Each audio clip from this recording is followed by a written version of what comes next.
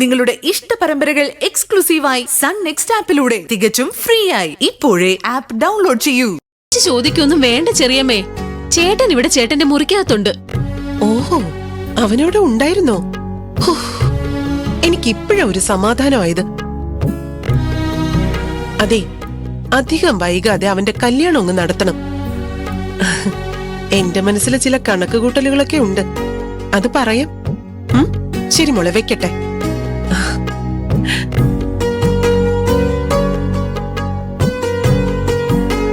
ആതിര അവളുടെ അച്ഛനെ എപ്പോഴാ ഒന്ന് കൂട്ടിക്കൊണ്ടുവരിക?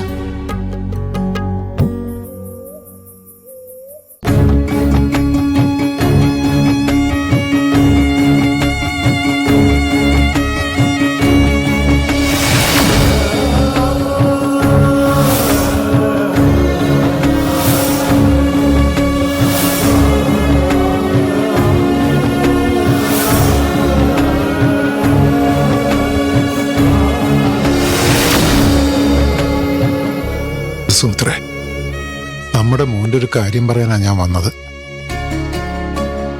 അതുപോലൊരു പെൺകുട്ടിയെ നമ്മുടെ ഹരിക്ക് ഭാര്യയായിട്ട് കിട്ടിയിരുന്നെങ്കിൽ എത്ര നന്നായിരുന്നു.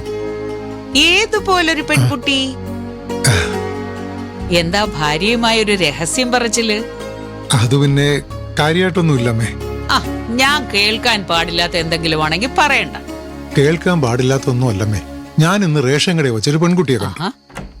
റേഷൻ കടയിലോ? ഇന്നത്തെ കാലത്ത് ചെറുപ്പക്കാരി കുട്ടികളൊന്നും റേഷൻ കടയിൽ പോകാറില്ലല്ലോ. അതാണ് അത്ഭുതം. വന്നു എന്ന് മാത്രമല്ല, അവിടെ വന്നൊരു വയസ്സായ സ്ത്രീയെ സ്വന്തം അമ്മയെ പോലെ സ്നേഹിക്കുകയും സഹായിക്കുകയും ഒക്കെ ചെയ്യുന്നതും കണ്ടു. അതിപ്പോ നീ എന്തിനാ സുമിത്രയുടെ ഫോട്ടോയും നോക്കി പറയുന്നത്? അത് പിന്നെ ഹരിക്ക് അതുപോലൊരു പെൺകുട്ടിയെ കിട്ടിയിരുന്നെങ്കിൽ ആഗ്രഹിച്ചു പോയി. ഈ വീടിനൊരു വിളക്ക് പോലെ ഉണ്ടാവും അവൾ. എന്തിനാ ശേഖര അതുപോലൊരു പെൺകുട്ടി എന്ന് പറയുന്നത്? അവളെ തന്നെ